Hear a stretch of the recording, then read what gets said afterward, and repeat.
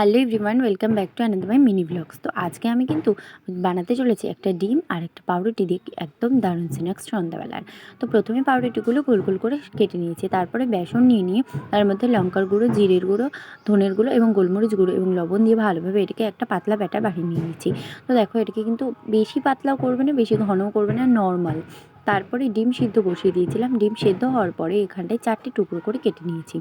তো আমি এখানে 2টো ডিম নিয়েছি। তোমরা চাইলে অনেকগুলো নিতে পারো, তোমাদের মানুষজন হিসেবে তোমরা লোক গেস করে তোমরা নেবে। তো যাই হোক, দেখো এখানটায় তারপরে কিন্তু আমি গোলগুলো সেই পাউরুটির স্লাইসগুলো দিয়ে আমি এখানটায় ডিম এবং গোলমরিচ গুঁড়ো আর একটু হালকা লবণ ছিটিয়ে ভালোভাবে এটা মুখটা সিল করে দিয়েছি আর একটা পাউরুটি দিয়ে। তো তারপরে এখানটায় তোমরা ডবল কোট করতে পারো, না করতে পারো, আমি একটা কোটেই সিঙ্গেল কোট দিয়েই করলাম। তো তারপরে দেখো এখানে ছাঁকা তেলে ভালোভাবে ভেজে নিতে হবে। তো আমি কিন্তু এর সাথে কিন্তু প্রেফার করেছি পেঁয়াজ এবং সস।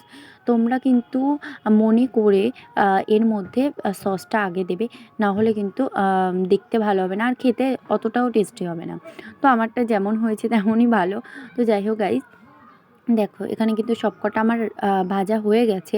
তো আমার এই কটাই হয়েছিল। তো তারপর দেখো, তোমাদেরকে আমি কেটে দেখাচ্ছি কত সুন্দর হয়েছে এটা।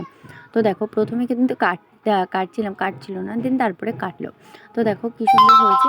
যদি ভিডিওটা ভালো লাগে প্লিজ একটা লাইক আর সাবস্ক্রাইব করে দেবো। তো আজকের মতো এইটুকু, বাই বাই।